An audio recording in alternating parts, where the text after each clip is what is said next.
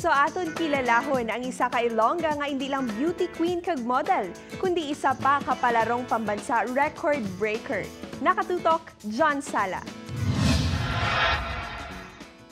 Sa iya kataason nga 5'8", exotic beauty, kagabilidad sa pagrampa, tanyag na sa local, national kag international modeling scene ng 18 anyos nga grade 12 students ng Iloilo National High School nga si Alexi Caimoso Brooks.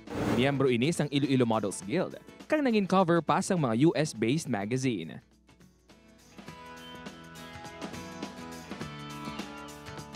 Grade 6 pa lang si Alexi, nakitaan na inis ang potensyal sa patag sang modeling kag beauty pageant. Nanginmutya ng Buga 2013, Miss Leon Tourism 2016 first runner-up, kag nagpasakop man sa Miss Teen Iloilo 2016, kag nangin Miss Iloilo National High School 2018. Apang, hindi lang sa entablado kag rampahan abilidadan si Alexi, kundi pati man sa patag sang sports. Sa bag-o lang tapos nga Western Visayas Regional Athletics Association meet, nalampasan ni Alexi ang 5.88 nga record sang nakalabot siya sang 5.90 meters sa patag sang long jump.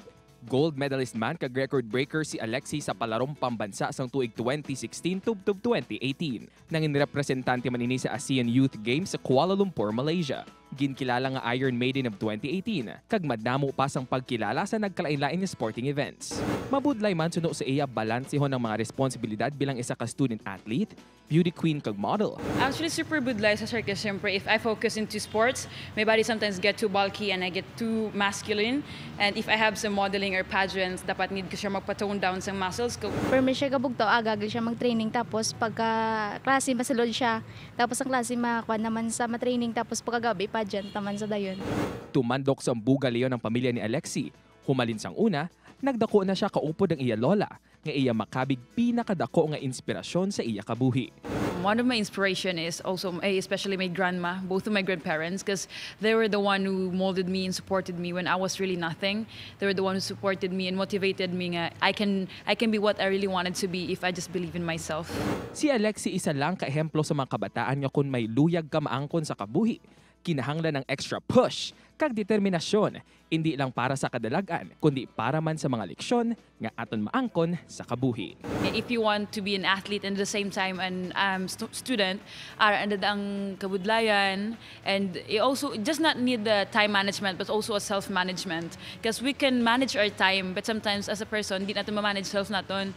Kasi syempre, we get tired sa school and then after that we had a training. So I think my message is, if you really want such thing, do never give up on your dreams, and no matter what other people are going to tell you, balaan mo sa self mong if you want it, then claim it, and in the end, makuha mo gid siya ang gusto mo if mabelieve ka lang sa imo self kag kay God, and always be dedicated and passionate on all the things nga gusto mo gid. Upod kay Cirilo Renduque, John Sala, 1 Western Visayas.